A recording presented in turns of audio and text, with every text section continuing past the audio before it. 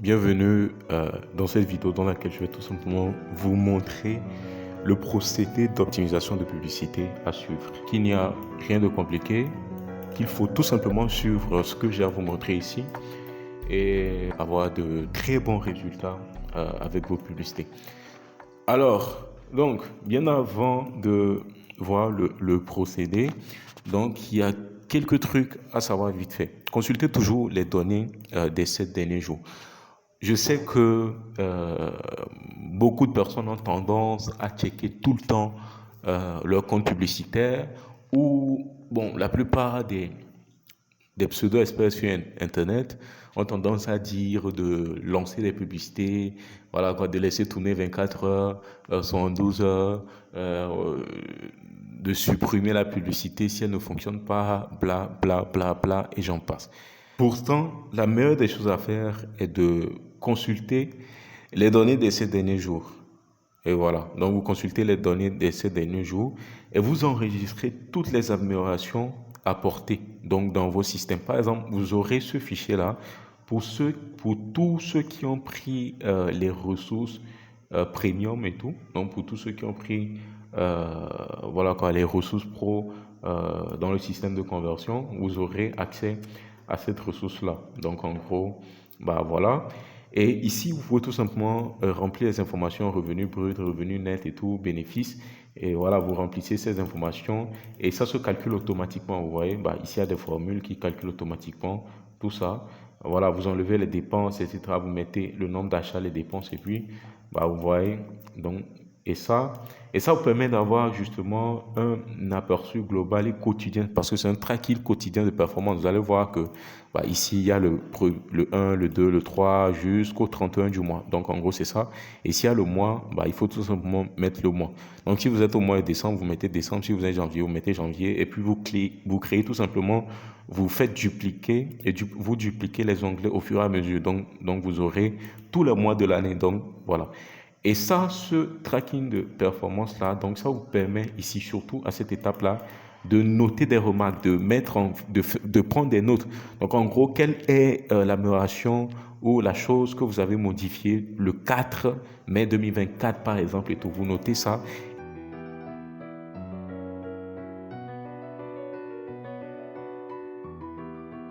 Et ça vous permet de mieux comprendre tout simplement voilà, comment est-ce que vos publicités performent ou qu'est-ce qui fait que vos publicités ont cessé de performer, ainsi de suite. Et donc ça, c'est les deux remarques tout simplement que je tenais quand même à vous faire et tout, et de consulter. La première remarque, c'est de consulter les données au cours de ces derniers jours, d'enregistrer toutes les modifications que vous apportez. Et donc, en gros, que faut-il faire?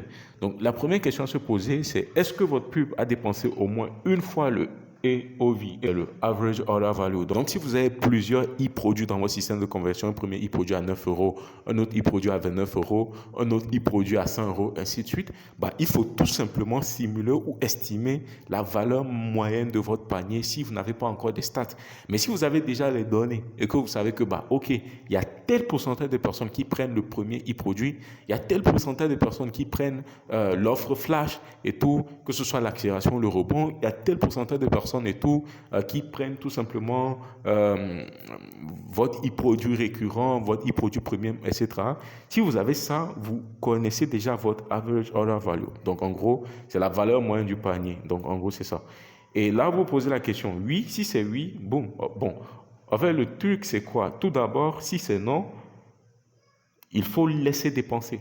Voilà, aussi simple que ça. Donc la première des choses, c'est ça, c'est est-ce que la pub a dépensé au moins une fois le AOV?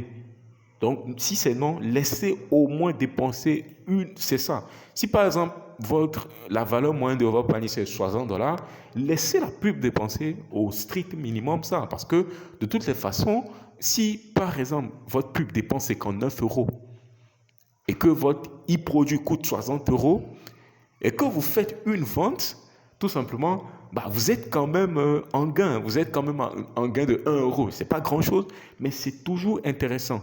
Rendez-vous compte que tout le système de conversion, tout ce que je suis en train de vous montrer avec le système propulsion, tout ça, la stratégie repose dans le fait d'acquérir des clients en quelque sorte gratuitement et en illimité.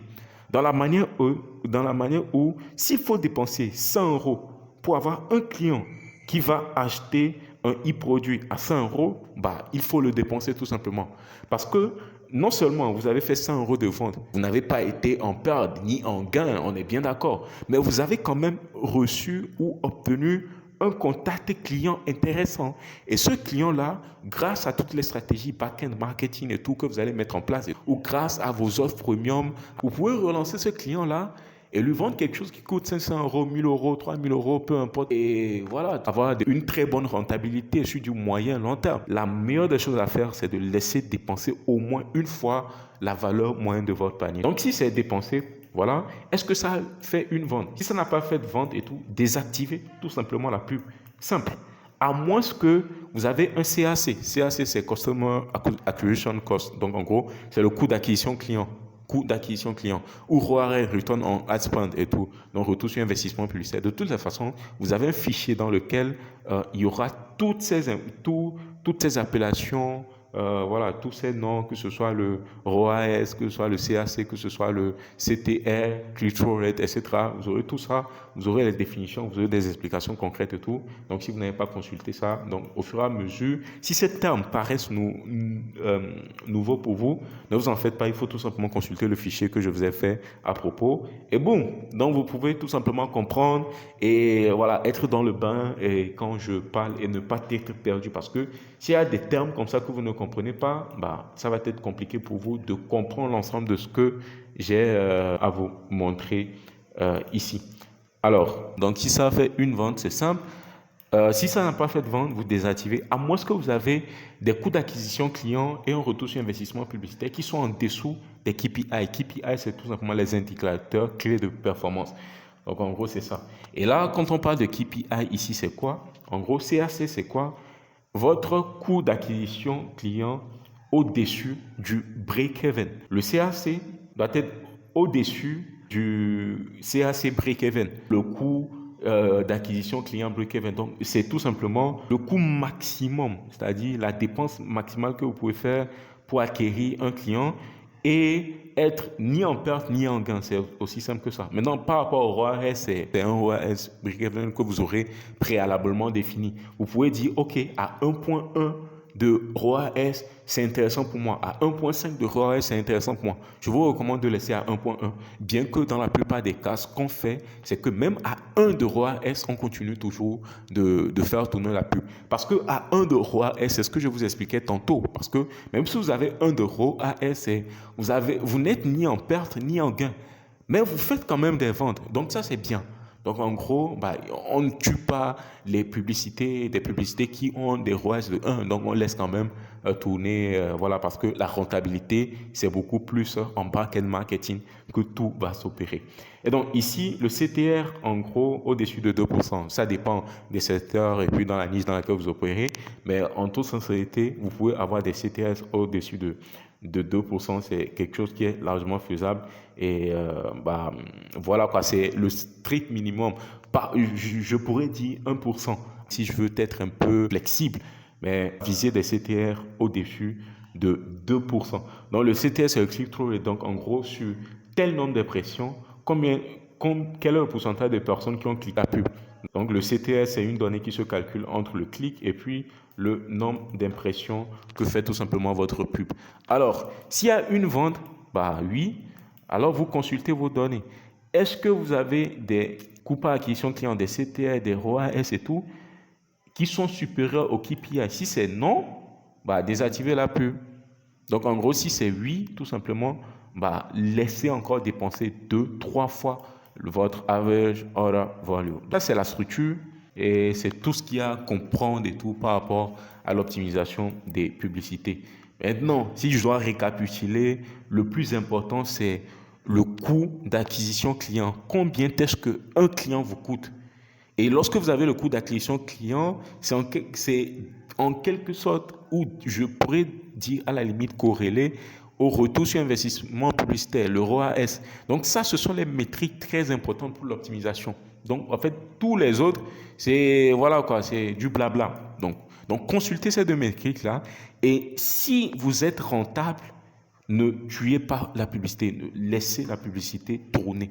Laissez ça dépenser une fois et là, vous arrivez tout en bas du procédé si vous laissez dépenser 2, 3 fois.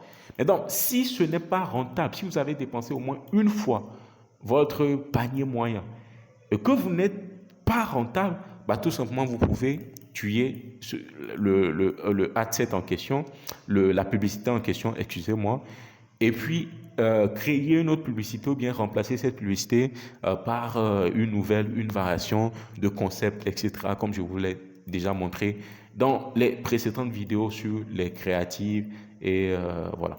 Donc, ce sera tout pour cette vidéo. S'il y a des choses qui ne sont pas claires et tout, si vous avez des questions, n'hésitez pas à les poser directement dans l'espace commentaire. Si vous voulez interagir, me poser des questions concrètement, maintenant que vous suivez, que vous posez des questions, laissez ces questions dans la communauté privée et bah voilà, ou tout simplement envoyez-moi un message privé si vous avez une remarque à faire et tout, m'envoyez ça en message privé ou écrivez directement dans les commentaires aussi de cette vidéo, bah ça passe et voilà. Et surtout, je tiens toujours à le rappeler, voilà, soyez présents au cours des séances live, c'est très important. Soyez présents au cours des séances live, c'est là qu'on fait la plus pratique à fond.